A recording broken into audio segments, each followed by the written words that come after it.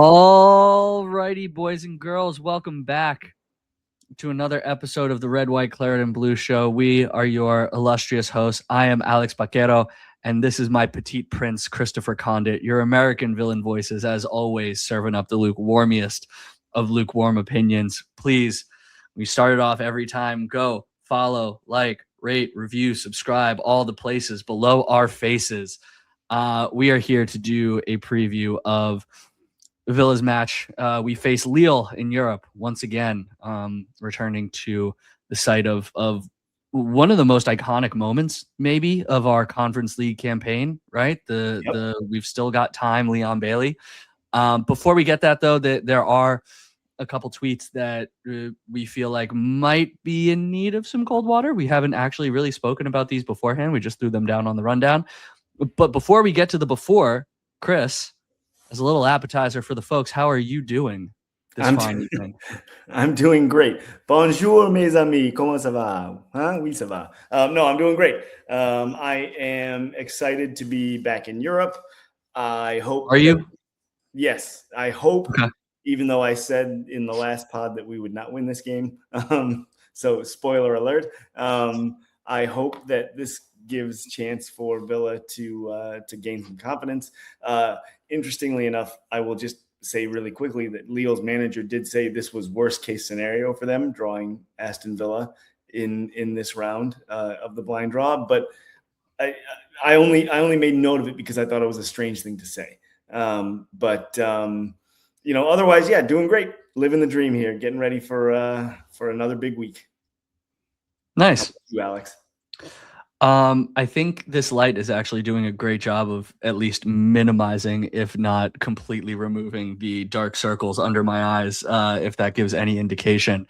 Need to shout out the Podfather himself. He and the lovely Shannon stopped by with some food today for me and my wife, so thank you guys for that. Can't wait to dig into it. Been a weird day. I haven't really had dinner yet, but it has not stopped me from starting my French wine, which, in honor of our illustrious manager, Unai Emery, I'm drinking out of our Spanish wine glasses. Believe it or not. Nice. Yeah. My glasses are not Spanish. They're just, whatever. It doesn't surprise me whatsoever. But I say that because I think that transitions us perfectly into our first cold water, Chris, that you and I were actually discussing in the pre-show. Probably won't make the cold open. And that is that Football Insider is tweeting, essentially, Unai Emery is growing increasingly likely to leave Aston Villa at the end of the year because he is just losing patience with the financial restrictions, the inability to spend and improve the squad. Lot of suitors would ultimately be available. There was an incredibly stupid tweet that I don't even think we're going to address in this that said that Leeds should throw the bag at him to get him. That's obviously never happening. But let's just focus on the concept of Unai leaving Aston Villa, Chris, and you tell me what do you think about that one? I think it's unlikely if he's going to leave, it's not going to be due to that. And due to the financial restriction. The reason being, he would have known taking the job that these financial restrictions would be in place. And he would have known, because he's not an idiot, that it's going to take a long time to build up to a place where Villa can spend, if it ever happens, to be honest. And that is something that we've never really talked about.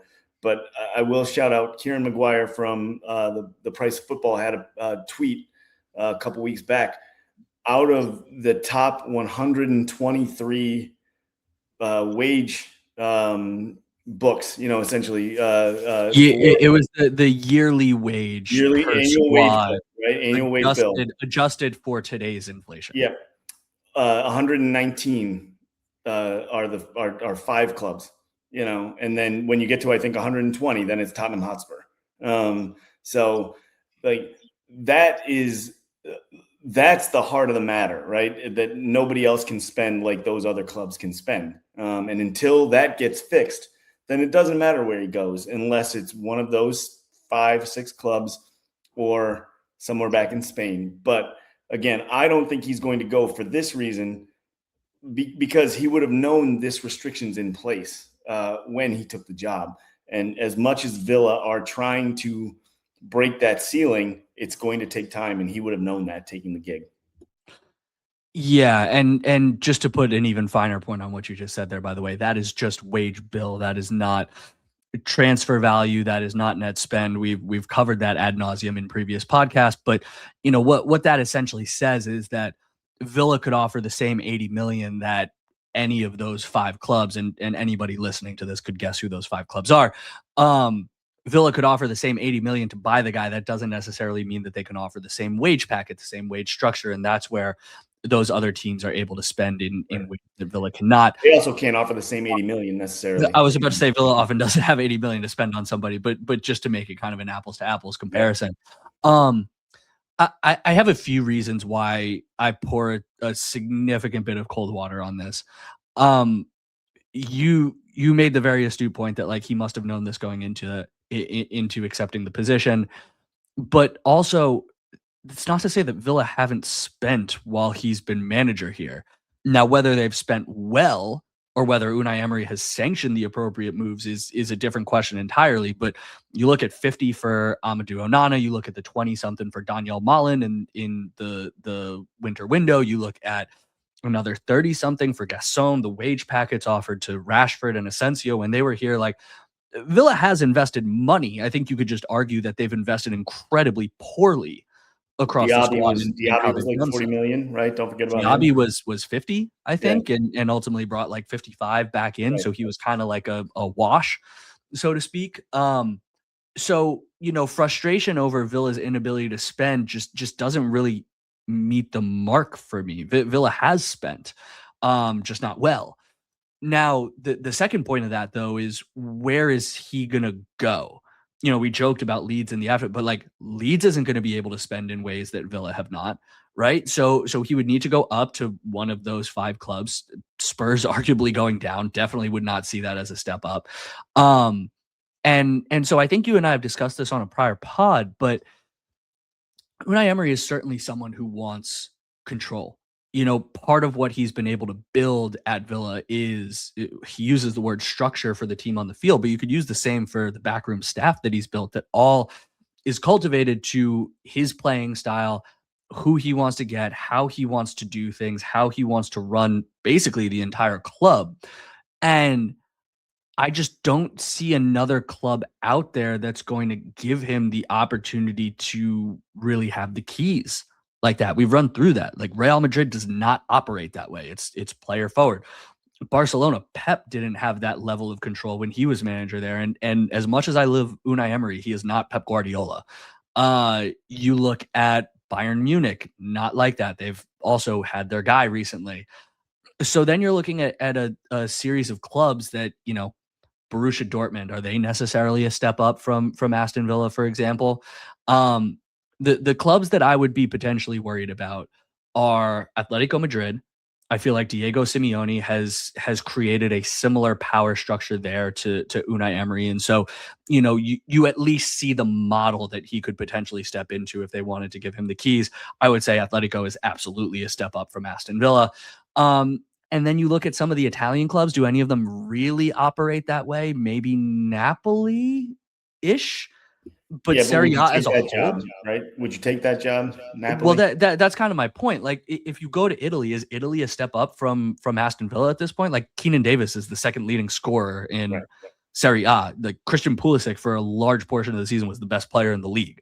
So, and listen, well, actually, I won't say that I love Christian Pulisic for a bunch of other reasons, but like, he's a good player. He should not be the best player in a really, really top level, top 5 league. Well, it's not the Serie A of the 90s anymore. That's like exactly that's kind of my point. And so, there aren't really many clubs that he can go to that would give him the structure that he wants and provide him the ability to be more successful than he is currently being at Aston Villa. So unless he has some major falling out with ownership, because which I don't foresee, where they say like, hey, you know what? Sorry, bro, we tried, and we're just going to kind of accept our mid-table conference league, mediocrity and just solidify there. Unless the owners lose ambition, I don't see him going anywhere, because I just don't see the opportunity for him. Right. And So based on the owner's public comments, that is the last thing that's going to happen. Because if anything, it feels like it's going the other way, and they're going to make every challenge they can to the FA, to the Premier League. they're gonna back Man City to the hilt. As much as we hate Man City and the 115 charges, as Aston Villa fans, we may be hoping they get away with all of those. Yeah. Selfishly, yeah. But so I'm not worried about that one as much. Second cold water, Chris. So Morgan Rogers has supposedly hired a new agent, gone from the no-name, who I can't even remember, to CAA Sports. Everybody notes they also represent Cole Palmer, I believe. And so the Villarati in the Twitter sphere are up in alarm, thinking that this is in advance of a move. I pour some cold water, but not a ton, not as much as I pour on the last cold water take there. So I pour cold water, particularly because everyone noted that they represent Cole Palmer. CAA represents Cole Palmer. They represent a ton of people, right? Like they're a giant, one of the largest agencies in the world. That's fine. They probably represent a lot of other football players and other athletes that very well because they're world famous, and it's a giant agency. So I don't worry about that as much. The concern is, are you making a change because you're going to make a change, right? Are you making a change in agent because you're looking to make a change in team? And the end, we can't know for sure whether that's true. And he may just be scaling up, right? He may just be scaling up his agency, his representation, because his profile is so much larger than when he came to Aston Villa initially, right? Like, we all remember the tweet from the second tier pod where they made fun of Villa for spending 10 to 15 million on Rodgers, and look at it now, right? But if he's going to position himself for a big move, big money, big high profile club, higher profile than Aston Villa and all that sort of stuff, this is the sort of thing you would do. So I can't entirely pour cold water on this piece of news. Yeah, I pour a decent bit of cold water at this being the primary motivation for it right now. We all saw, I believe, Emi Martinez switched agents last year in advance of obviously all the turmoil surrounding him over the summer. I am intentionally not using the words forced to move because as you and I have reported, we feel like the club kind of went to him and said, you're out, go pick your destination. And that's what kind of started this, as opposed to him going to the club first. Right. I would be more concerned about Morgan Rogers if Villa were currently languishing in like 7th and there wasn't a World Cup on the horizon. Yep. Because the other thing that big agencies allow you to do, and I won't say why I know this fact, is they help you get really big brand deals and capitalize on your exposure and market you to a global fan base. Scaling up, right? What I said. Right, exactly like you said, scaling up. And so he's probably looking at himself saying, hey, if Villa finished 3rd, right, if somehow we arrest the fall, reclaim 3rd place, he's probably got a shout to be PFA player of the season, right? He's already got, I think, a young player of the year in his cabinet. And there are a lot of people claiming that he's going to start for England in the summer. Well, you know what starting for England enables you to do, and being in contention for player of the season enables you to do? It enables you to get some pretty big goddamn brand deals with Nike, with Banks, with, whoever that is, especially with a World Cup that's coming to the United States and stateside brands. So this could be entirely not related to on the pitch matters and more related to him having frustration with his current small agency with off the pitch matters. Just the connections that a place like CAA would be able to make for him, innumerable. So I would look at all of that, look at where Villa is, look at the potential for Villa to play in the Champions League again next year. He'd probably be in line for another pay raise if he does so from Aston Villa. manager that clearly knows how to get the best out of him and build an entire team around him. I think that there's as much, if not more, credence to the off the pitch motivation for this as opposed to the on the pitch one. It's a great take. All right, Chris, with those two out of the way, let's go to France. Let's go to France with the French professor himself. So Villa play away in Lille Thursday, 1:45 p.m. To quote Leon Bailey, we still have time. And we're saying this before the game even starts. We still have time. Little bit of background on Lille this season. So I guess for some historical context, obviously, as we said earlier, faced Lille a couple years ago in the Conference League. Going into that match, there was a lot of reporting in the Villaverse about how Villa were just going to come in and roll over Lille. Lille was going to play super defensive because it's Aston Villa and we're projected to win the whole thing and all this kind of stuff. And you and I sat on this podcast and we said, looking at the data, that makes no sense whatsoever. This Lille team is going to play. And we were very much proven to be right in that match. This is not 2 years ago, Lille. This is a little bit more pragmatic, a little bit less attacking of a Lille. They're currently sitting 6th in Ligue 1, 12-4-8, 8th in the league in goals for, 7th, tied for 7th in the league for goals again. So not necessarily barnstorming, attacking, or particularly compact defensively. They're 5th in Ligue 1 in Opta's expected points table. They are much better at home than away, probably to be expected. 7-2-3 at home, 5-2-5 away.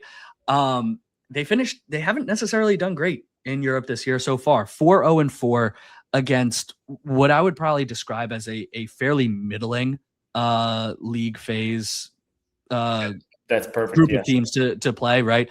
There were some good ones. Roma was in there, but a lot of no names and a lot of teams that they really should have been beating worse than they did. Advanced over, I'm going to try this, Crvena Zvezda in the playoff before getting to Aston Villa. And the only really notable thing that I could notice in Europe so far, they possess the ball a ton, even more so than they do in Ligue 1. I almost said La Liga. 60% plus. Odd number of red cards in their matches. Pretty much every single one had one for them, their opponents, or both. And I don't really know what to make of that because it doesn't seem to be a pattern that consisted during their domestic season thus far. Yeah.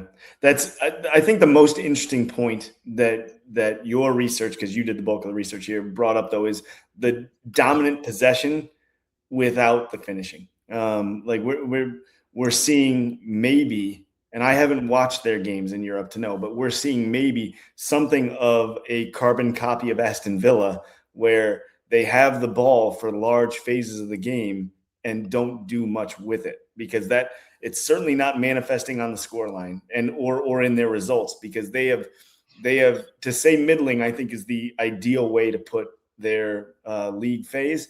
They were not great, but they were not terrible, kind of right there, and advanced in the playoffs, as you said. So I think from that standpoint, if you look at how these two teams are going to play, with Lille being at home, are Villa going to be a little more willing to cede possession and play on the counter? Or are Lille going to look at Aston Villa's most recent run of matches and say, hey, we can just sit back and defend. These guys don't have the firepower to put anything in the back of the net, and we can hit them on the counter quickly and score and get ahead and call it a day. So I if it were me, that's probably how I would play. I would force Villa into a similar situation that they've been in many of their recent contests, playing forward with the ball, bringing the line forward, and then being extremely susceptible, to the big ball over the top and the fast counter from playing out of the back. Yeah, and they have been a lot better in transition lately. I think increasingly so as the year has gone on. So there certainly is some reason to believe that that's how they'll approach it. Yeah. What I do feel very strongly is that over the course of the two legs, they're absolutely going to try and win this at home and probably try and win it big. When you look at their splits, 10 of their 14 goals in Europe so far have been scored at home. only 4 away, both in 5 matches. So 2-1 at home, less than one goal per game away. And when you look at how they kind of set up, so you are right, similar to Villa in a number of ways, but there are some key differences. So they also do a 4-2-3-1, like to build out through the back with a lot of possession, as we previously discussed.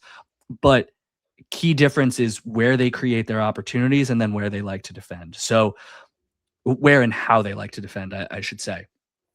Offensively, they're going to do well in transition like Villa, except they like to do so wide. So they push their fullbacks high and wide, and like to create those short passes, those triangles on the outside, kind of like Villa do when they're at their best. They just haven't really done that much this season. 42% of their attacks at home go down their left side, particularly in Europe. So I'm looking at that, a probable Lamar Bogard start, as immediately an area where I'm concerned for Aston Villa, if that's where Lille is strongest. And then they have their forwards, much like Villa, drift inside. And so they use those outside backs to create that width. Obviously, that leaves some space in behind. But when they can defend, when they kind of play a little bit more pragmatically, they are setting up very much in a mid to lowish block. And they are protecting the middle as best they can, trying to force their opponents out wide. Again, feels very set up to stifle where Villa is attacking the most, particularly over the course of the last 10 or so matches. So, the fact that they defend the counterattack well, the fact that they can defend in a mid-low block, kind of like you said, it makes me believe that they feel they are probably going into this feeling like, hey, we have the right recipe to be very successful here at home, and then we can try and kind of shut it down away and advance that way. Yeah, I mean, I hope it's not the case, but it on paper looks like it to me. So from a Villa standpoint, like it's going to sound like a broken record now, but it's width and it's pace. Those are the things that you can do to take advantage of to counteract what Lille are going to be good at, and so. I don't know if you need to get something where you just are screaming at guys anytime they get too far in field, but something needs to change here, because if Villa play as compact as they have been, I'm worried about. I'm not going to say it's going to be 3-0 Lille or anything like that, or 4-0 Lille, but I think it'll be an easier game for Lille than it will be for Aston Villa. And I think that's the game that Lille will want to play. So force the ball wide, force the ball into those areas to create space for your runners, for whether it's Tammy Abraham, Ollie Watkins, Morgan Rogers, whatever it may be. Again, we talked about in the last pod, Rogers has been shut down largely because of the lack of space in the box, because he is at his best when he's cutting across goal, either as a runner or more often as a ball carrier, to create space. And that space has not been there because guys are standing on top of each other. So stay wide, stay apart, and force them to defend the width of the pitch, which Villa have not done in weeks. Yeah. Last thing I want to mention on Lille before we get to the Villa side, good bit of experience in this squad, definitely an older one, not a lot of young guys, and a lot of players with Premier League experience. So you've got Olivier Giroud, that's shocking. MLS reject, Nabil Bentaleb, formerly of Spurs, Chancellor Mbemba of Newcastle, Thomas Munier, who just has a lot of experience with Belgium and PSG. So what it says to me, and this is only a microcosm of the guys that have a lot of big game experience, they're not going to be awed by the situation. They're not going to be awed by the game, by Villa Park, by any of that.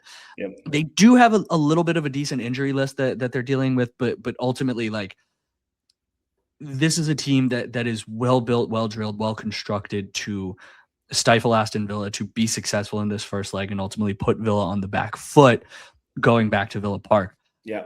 As we kind of transition to Aston Villa, though, what I will say is that also could work in Aston Villa's favor. I think playing in front of the Villa Park crowd right now could potentially be a detriment more than a boon. There's been a lot made in the media by Unai Emery about the atmosphere at home games. Obviously, people are getting pessimistic, nervy, booing our own players, cheering when they come off. getting out of that bubble and getting over to France might be a little bit better to play without that pressure on your back. But God, the way we've looked recently, I feel like I'm kind of grasping at straws with this one. I mean, part of the reason that the atmosphere is so poor at Villa Park, and not part of the reason the atmosphere is so poor at Villa Park, is because the performances have been so bad. Like nobody talked about the atmosphere at Villa Park being bad or toxic when Villa were on those huge winning streaks. Right. This season included. When you play the way Villa have played over the last span of weeks or months, naturally things are going to go south quickly if you get behind. And I mean, we said it in the last podcast where after Chelsea scored their goal, you knew immediately another one was going to be coming, and it was just a matter of time. And so I think you may be right that getting out of there may be the just what the doctor ordered for Aston Villa. Yep. So let's talk about a little bit of team news, Chris, before we talk about the tactics. Cash obviously came out with the calf strain, but at least according to Jacob Tanswell, scan went well, could potentially actually be fit and available to play Lille. I don't know that he will, but at least knowing that he'll be on the bench is obviously super big for us. There are definitely rumors that McGinn could be back for this one, potentially Yori, although Yori may be more likely for the weekend against United. What's more curious, Chris, is that tactically, I think Villa, in the aftermath of Chelsea, even Unai Emery basically said everything that you and I said on the podcast. He talked about how his structure, loves that word structure, his structure completely failed. The high line was exposed. It looked naive. It got worse as the game went on. Every overload in wide areas caused us problems. We talked about the switching of the play and not knowing how to rotate through your man. Team just looked confused, honestly, for all 90 minutes, when or how to press, how to arrest the fall. And so I guess I'll ask you, Chris, like, in the instance where the structure fails, what do you think Unai Emery is doing over the course of the subsequent 10 days to kind of get this back on track and ultimately like get guys more familiar with where they need to be and what they need to be doing? I mean, if past history is any indication, it would be a significant amount of drilling and very specific film review and then walk through placement. I mean, there have been discussions between the players when you hear them talking on in interviews and on social media. They talk about how the walkthroughs are so detailed that it's if this ball goes to this area, you go to this point on the pitch, right? So it is detailed to the point of almost insanity. The walkthroughs last hours, so I can only assume that he's gone to an extreme version of that, very heavy film use, very heavy walkthrough, just repetition. Because one of the things that has been a hallmark of Unai Emery's teams, and particularly here at Aston Villa, that we've been able to see a ton of the games, right, is that his teams are always well drilled and well positioned. That was what got them where they were in his first season, and what has kept them in the European places since that time. So it's positioning and knowing what your team and what your teammates are doing on the pitch that's gone so well for Villa in the past with Unai Emery, and why it's gone so wrong in recent weeks is because they look like they've never played together before. And we've said that exact thing, before. Yeah, I think if it were me, high line versus Chelsea clearly didn't work. I don't know if it was the guys that we had back there, but just didn't work. They were not in sync. They didn't know when to step or anything like that. So, I feel like probably the back four needs to drop into more of a mid block, keep the game in front of them a little bit more. You really need to drill on Luiz and Onana on how to play together in that midfield. And then your wingers need to stay wide. I would still keep Morgan Rogers wide left in this one. And then whoever plays on the right needs to stay out there. So I guess to talk about the lineup, I have Emi Martinez in goal. As I just mentioned, even though Matty Cash might be fit and available, I think it's going to be Lamar Bogard. I think Unai Emery is ultimately going to want to save cash for the Premier League run-in as opposed to Europe at this point. So I have Lamar Bogard as Reconsa.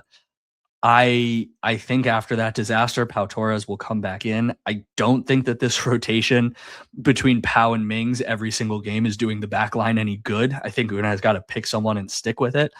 So Pau Torres comes back in, and I've got Ian Maatsen on the left-hand side. Wouldn't shock me if there's rotation and Luka Dean starts. Midfield will be Onana and Luiz because we don't really have anyone else to play there. I still don't think Barkley's going 90 or, frankly, at this point, 60. I have Morgan Rogers wide left.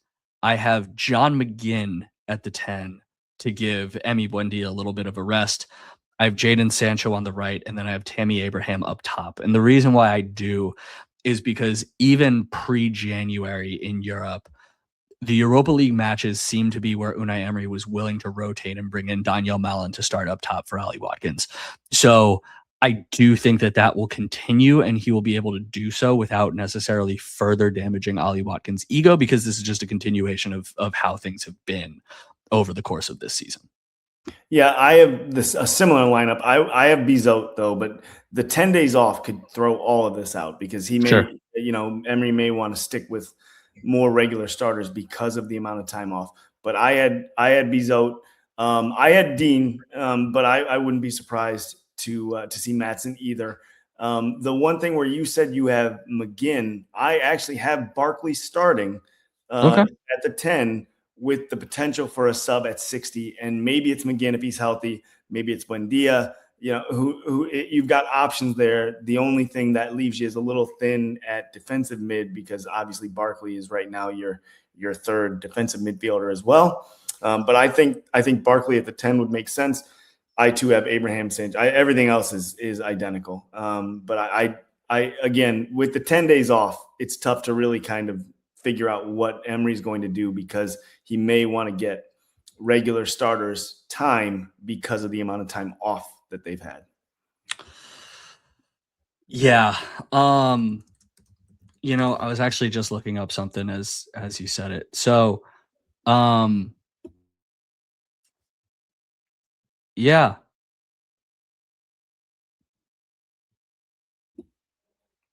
Chris, would it shock you to find out with all the calls coming for Jadon Sancho this, Jadon Sancho that, Jadon Sancho this, Jadon Sancho that he has the same amount of Premier League assists as Leon Bailey this season? No, it would not. I think that if anything, Jadon Sancho in 18 matches has the same amount of Premier League assists, and really that's Premier League goal involvements because neither one of them has scored, as Leon Bailey has in 7. So I think that if anything, like Sancho's time has been stop-start at best, and has been marked by a significant lack of goal involvement. So I think he's really been a product of Villa have not gotten, other than John McGinn, much production out of that position, right? And so the best player is always the one who isn't playing, right? And so he comes in, he's got a little hot trick here or there, and so everybody's like, oh, get him in there. I guess the other thing that actually neither you or I considered is this finally Alisson's first start? It could be. Is he healthy? Chaos in there.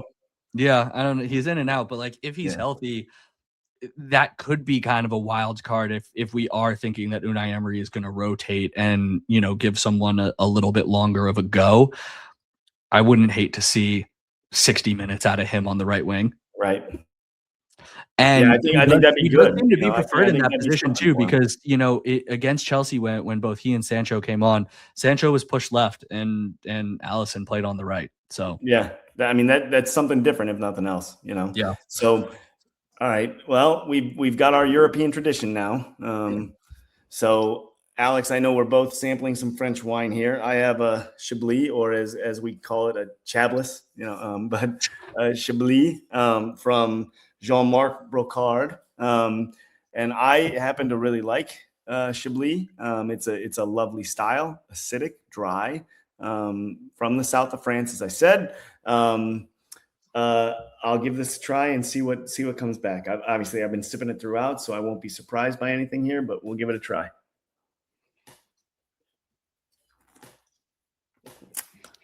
Acidic, definitely acidic, and tastes like 2-1 Lille. So I have a Sancerre Sauv Blanc grape. As you have, I've got very little left in my Spanish glass here. So cheers, Unai Emery.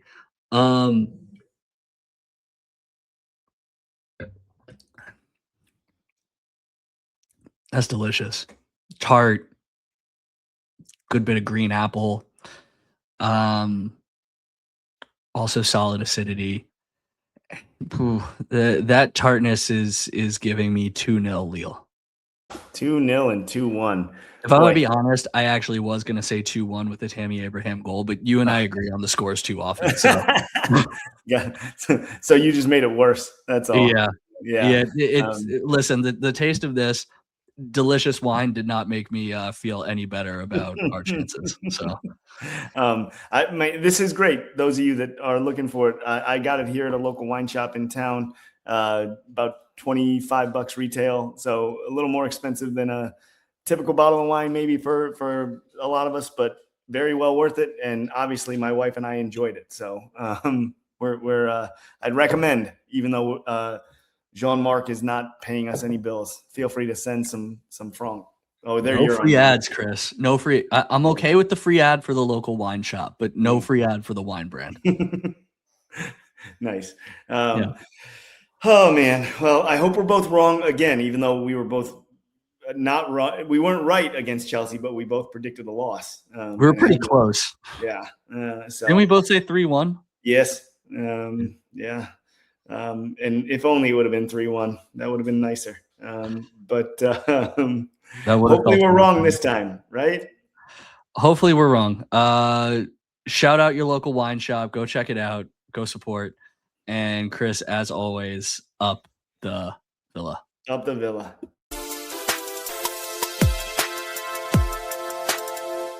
Hi, Mom and Dad.